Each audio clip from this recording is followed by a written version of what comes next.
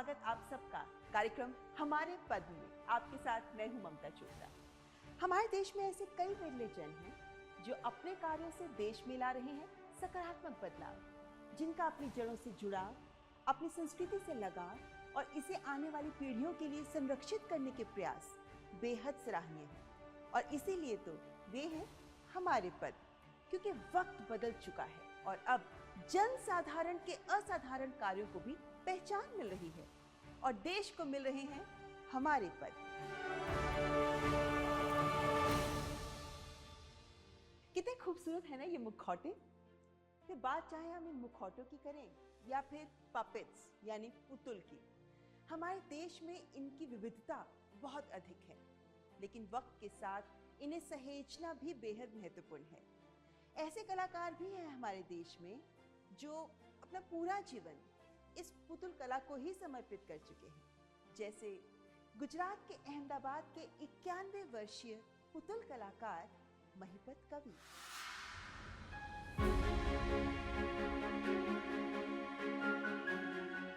कठपुतली के उस्ताद महिपत कवि लगभग 1960 से कठपुतली नाट्य कला को समर्पित हैं। 1975 में अहमदाबाद में पपेट्स एंड प्लेस ग्रुप की स्थापना की।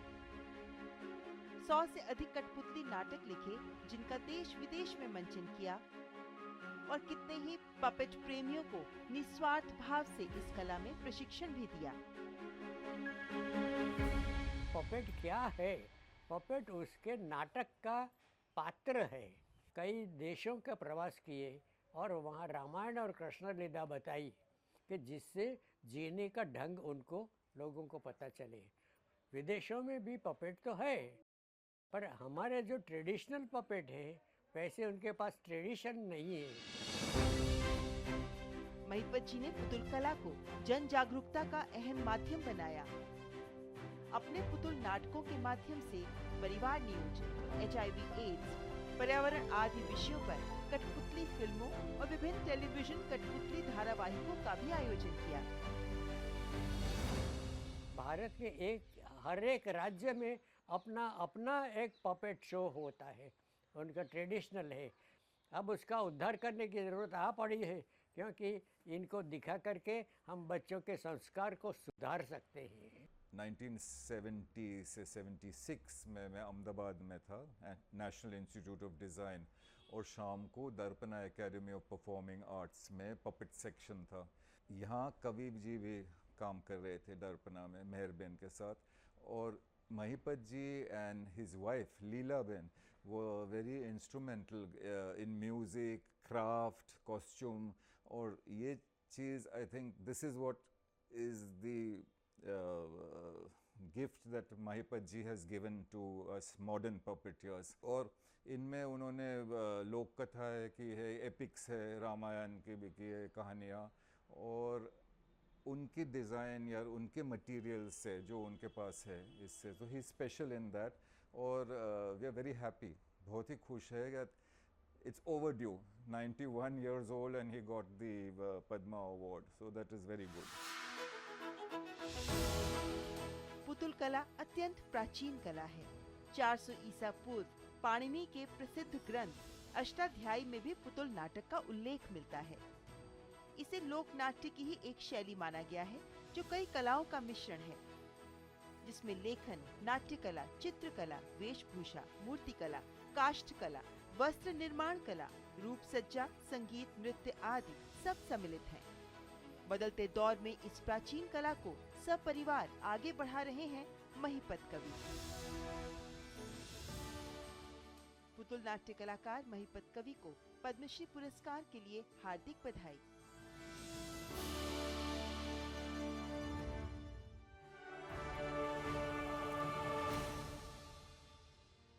ये है आदिवासी क्षेत्र की खूबसूरत चित्रकला, और इस तरह की आदिवासी चित्रकला आप लोगों को अमूमन आदिवासी क्षेत्रों में, जनजातीय क्षेत्रों में घरों की दीवारों पर करती हुई दिख जाती हैं महिलाएं।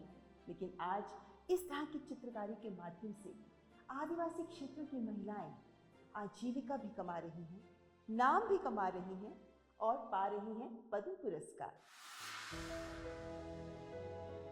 मध्य प्रदेश के उमरिया के एक छोटे से गांव लोढ़ा की रहने वाली जोधैया बाई बैगा 83 वर्ष की उम्र में भी उनके हाथ कैनवस पर खूबसूरत चित्रों को उकेर रहे हैं। विलुप्त होती बैगा चित्रकला को विश्व स्तर पर पहचान दिलाने वाली जोधैया बाई का जीवन दुखों से भरा रहा है। वे 30 वर्ष की थी जब उनके पति की मृत्यु हो गई। मजदूरी कर उपले बेचकर परिवार का पालन पोषण किया। 67 वर्ष की उम्र में चित्रकार आशीष स्वामी ने पेंटिंग के लिए प्रोत्साहित किया और फिर जोधैया बाई ने मुड़कर नहीं देखा। आशीष स्वामी यह जोड़े कि तुमको तकलीफ बहुत है, तुम मेरे यहाँ काम करो। हम बोले कि ये काम नहीं कर पाएंगे हम। गुरु कहीं नहीं, करो गोबर ओबर से मिट्टी इट्टी से करो, बिगड़ेगा तो बिगड़ेगा, करो नहीं जरूरी नहीं है। फिर करते करते वो हम गोबर लिपाई कराए, सफ़ेद मिट्टी लिपाई कराए। वो हमारे से फिर कहीं नहीं, अब तुम लौकी तुरई में करो। तो लौकी तुरई में करने लगे। लौकी तुरई से करते करते फिर कहाँ कागज़ देने लगे। हम कहीं नहीं बनेगा, कहीं नहीं, फेंक देंगे फाड़ के, बनाओ बनेगा, ले बेरस ले लियो। बेरस से करने लगे धीरे धीरे। वो करते करते फिर कैनवस दे लगे छोटे छोटे, वो हमसे बड़े बड़े आ गए थे।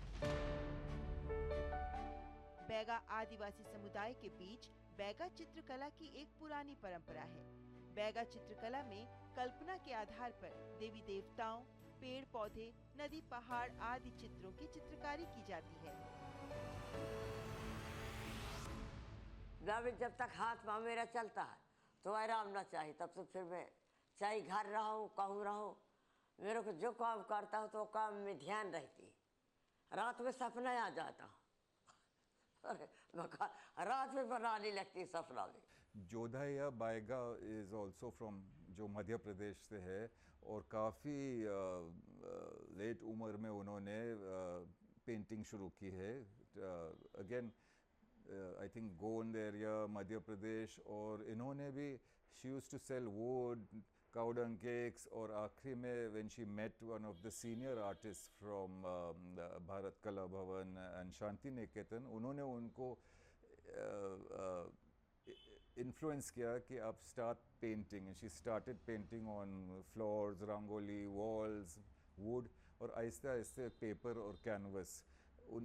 इन सब में एक चीज़ जुड़ी है जो नैरेटिव की बात है। कोई पपेट्स मूव होते हैं, कोई स्टैटिक है, कोई 3 डिमेंशनल है, कोई 2 डिमेंशनल है। और इनमें what is good about these artist कि उन्होंने खुद अपने एरिया की कला को मतलब बाहर निकाला है, and they have specialised.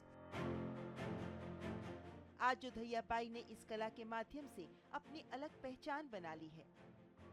जोधैया by आज युवा पीढ़ी को भी इस ट्राइबल आर्ट से रूबरू करा रही हैं। आदिवासी चित्रकार जोधैया बाई को पद्मश्री पुरस्कार के लिए हार्दिक बधाई।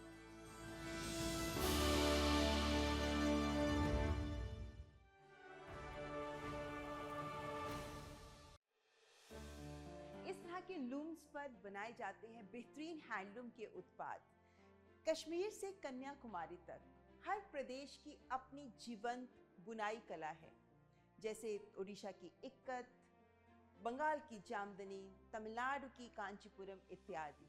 लेकिन कई प्रदेश ऐसे भी हैं जहाँ की पारंपरिक बुनाई कला विलुप्त होने की कगार पर है, जैसे नागालैंड की बुनाई कला, जहाँ निहुनियो सोहिए जैसी महिलाएं इस बुनाई कला को, जो पारंपरिक कला रही है सदियों से, इसे सहेज रही हैं और साथ ही युवाओं को भी इसमें प्रशिक्षण दे रही हैं और अपने इन्हीं प्रयासों के लिए पा रही हैं पद्मश्री का सम्मान।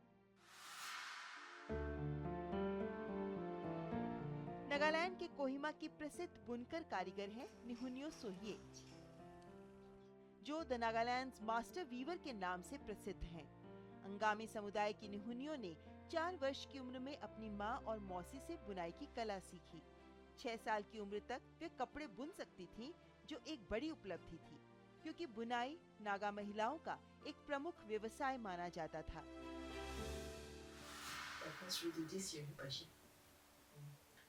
My first Ama Yeman, thank you, Amatu.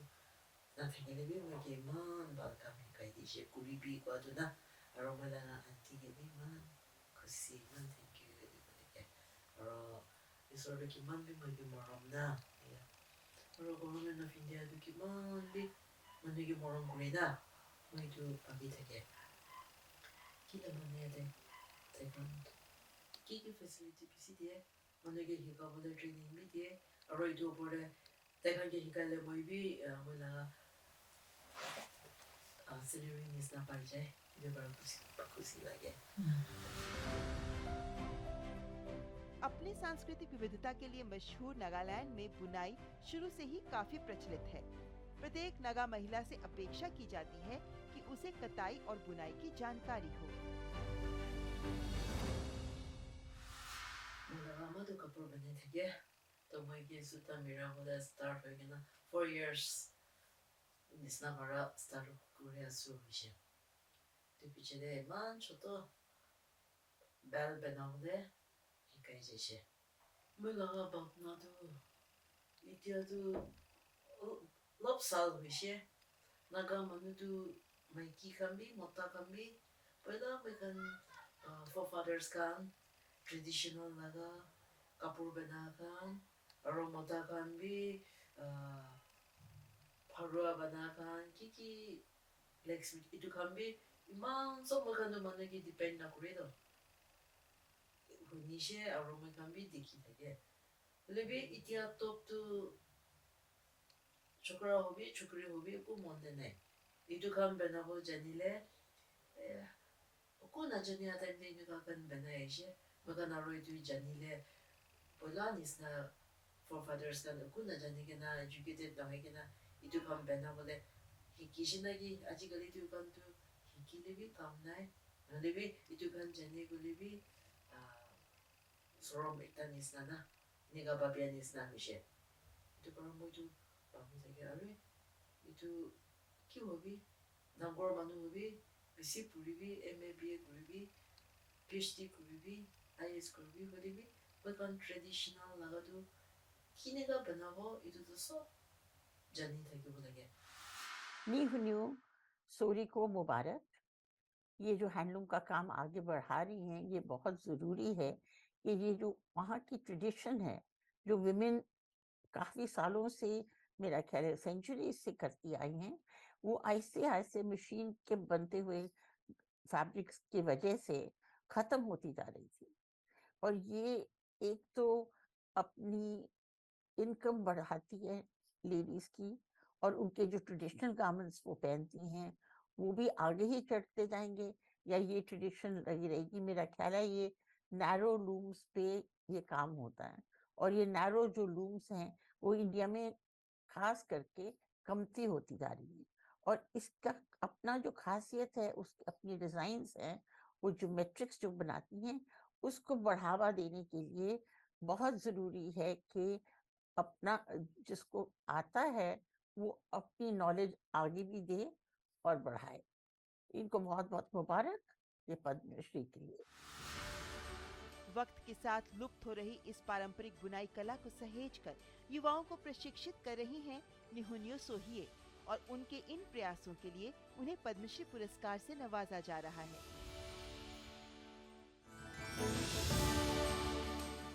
बुनकर कारीगर निहुन्यो सोहिए को पद्मश्री पुरस्कार के लिए हार्दिक बधाई। पद्म पुरस्कार का ये सफर जारी है लेकिन फिलहाल यह वक्त एक ब्रेक का। आप देखते रहे हमारे पद्म।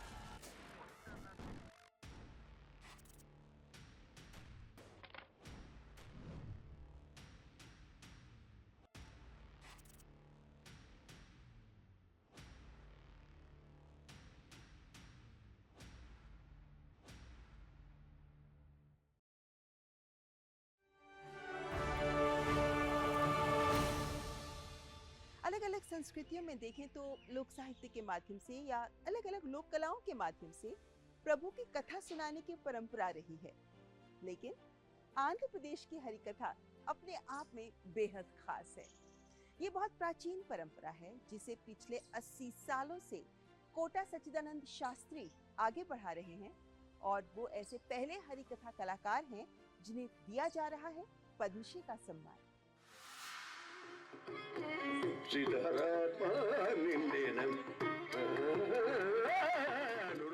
प्रसिद्ध हरि कथा कला के कलाकारों में से एक हैं आंध्र प्रदेश के कोटा सच्चिदानंद शास्त्री, जिन्होंने छोटी उम्र में हरि कथा की कला में प्रशिक्षण प्राप्त किया। केवल तीसरी कक्षा तक शिक्षा प्राप्त शास्त्री जी की भाषा पर बहुत मजबूत पकड़ है, जिसने उन्हें कला में प्रसिद्ध बना दिया और वे पिछले 80 वर्षों से इस कला को आगे बढ़ा रहे हैं। స్టేజి మీదనే మా ఇండ్లలో జరిగే శుభకార్యాల్లో ఇది ఒక స్మాల్ ప్రోగ్రామ్గా చెప్పాను. ఆ తర్వాత మా నాయనగారు పోయేటప్పటికి నాకు 14 ఏడే. వారు పోయిన తర్వాత నాకు ఏ చదువు లేదు, సంస్కారం లేదు, ఏం రాదు. అందుకని ఇది చిన్న వృత్తిగా 4 మాటలు చెప్పడం మొదలెట్టాను. తర్వాత ఏమీ రాదు, ఎక్కడ నేర్చుకోలేదు. కానీ సినిమాలు అవి చూడడం, లేదా నాటకాలు చూడడం, బుర్రకథలు వినటం, ఇలాంటివన్నీ చేస్తూ ఉండి ఊరికే యాచించడం బాగుండదు కదా అని ఏదో వ్యాపకంగా 4 మాటలు చెప్పి 4 పాటలు పాడి చెప్పేవాడు. सच्चिदानंद शास्त्री एक हरि कथा आर्टिस्ट है और हरि कथा भी एक नैरेटिव फॉर्म है, एक ड्रामा फॉर्म है, एक स्टोरी टेलिंग फॉर्म है जो कथावाचक है और जो हम सूत्रधार कहते हैं, ये भी पपेट्री से लिंक्ड है। ये शब्द ही सूत्रधार, जो हु होल्ड्स द स्ट्रिंग्स, जिसके हाथ में धागे है या सूत है, comes from may be string puppets, but ये कथाकार है और नरेटर बोला जाता है अंग्रेज़ी में थिएटर का। सो पूरी जो आर्ट फॉर्म्स जो है इन सम वे इज़ रिलेटेड, जो पेंटिंग है या थिएटर है, डांस है, पपेट्री है, ये सब चीज़ें कहीं ना कहीं एक मेल मिलता है। हम लोग आजकल उनको एक अलग अलग डब्बे में डाल देते हैं कि this is dance, this is puppetry, this is painting, but मूल चीज़ जो है, जो कहानी किस तरह हम कह सकते हैं, और ये डायरेक्टर या आर्टिस्ट के ऊपर है। एक आर्टिस्ट पपेटियर हो सकता है, एक कलावाचक मतलब पेंटर हो सकते हैं, कोई स्कल्प्टर, कोई नाटक कर सकते हैं। हरिकथा का इतिहास बहुत पुराना है। ऐसा माना जाता है कि महर्षि नारद हरिकथा के आदर्श थे। हरिकथा आंध्र प्रदेश, तेलंगाना, महाराष्ट्र और कर्नाटक में प्रचलित कहानी, कविता, संगीत, नाटक, नृत्य और दर्शन से बना एक कला रूप है।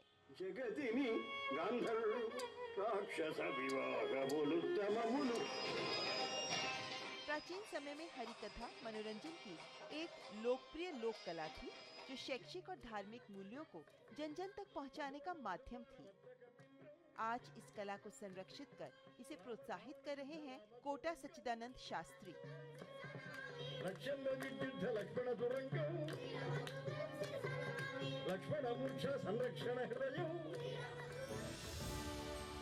हरिकथाकार कोटा सच्चिदानंद शास्त्री को पद्मश्री पुरस्कार के लिए हार्दिक बधाई।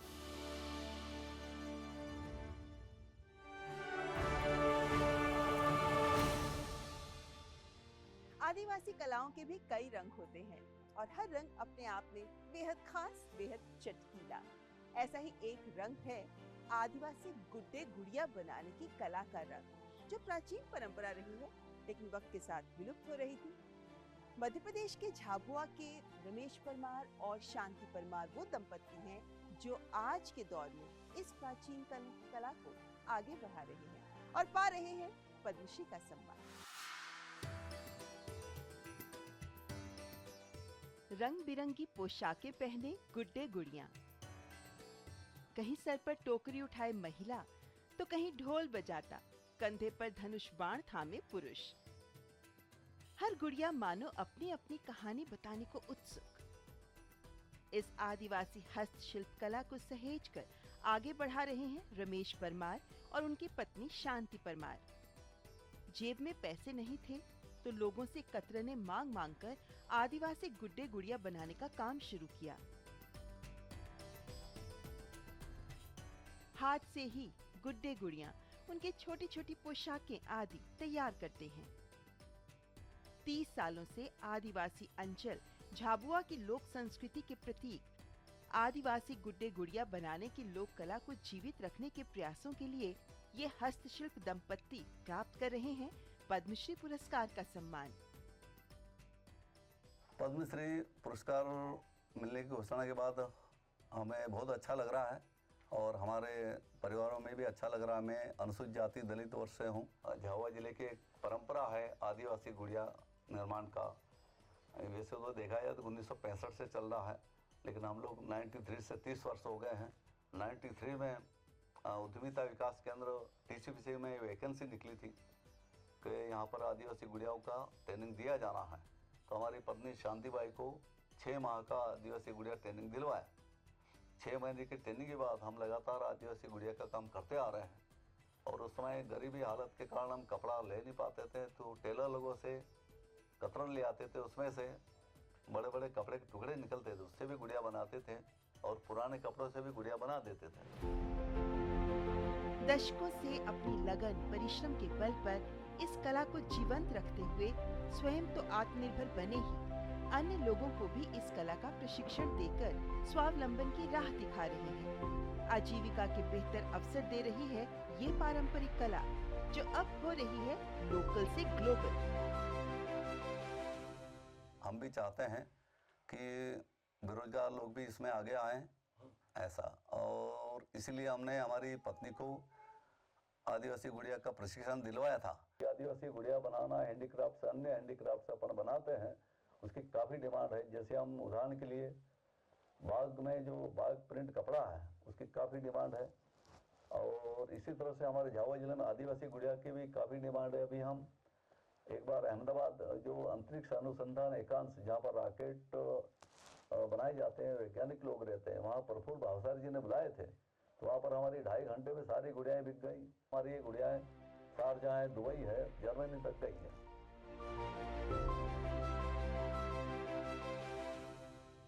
इस साल रमेश और शांति परमार जो झाबुआ से है मध्य प्रदेश में, और उनको मिला है पद्मश्री, और the award they have got is on tribal और फोकलोर डॉल्स। एंड ये डॉल्स बहुत ही पॉपुलर हो गए हैं एंड इट इज़ एक इनकम जनरेशन चीज़ हो गई है। वहाँ उन्होंने एक महिला ग्रुप शुरू किया है शायद, और लोकल मटेरियल से, which is important. Main thing is कि to start a group in a small area और इनको इनकम जनरेशन हो रही है महिलाओं को, that is important। आदिवासी गुड़िया हस्तशिल्प का कभी केवल भील और भिलाला अनुसूचित जाति द्वारा अभ्यास किया जाता था, लेकिन आज झाबुआ में ये कला सभी समुदाय के लोगों के लिए रोजगार के अवसर पैदा कर रही है। इस आदिवासी गुड़िया को अब जियोग्राफिकल इंडिकेशन यानी GI टैग दिए जाने पर भी विचार किया जा रहा है। खानदानी एक हैंडीक्राफ्ट हो गया। अब मेरे बाद हमारे लड़कों को बनाना है। 2 लड़के हैं, लड़के की बहुएं हैं, लड़के के लड़के हैं। परिवार के सभी लोग आदिवासी गुड़िया बनाते हैं और हम चाहते हैं कि ये आदिवासी गुड़िया विलुप्त ना होना चाहिए। हस्तशिल्पकार रमेश परमार और शांति परमार को पद्मश्री पुरस्कार के लिए हार्दिक बधाई।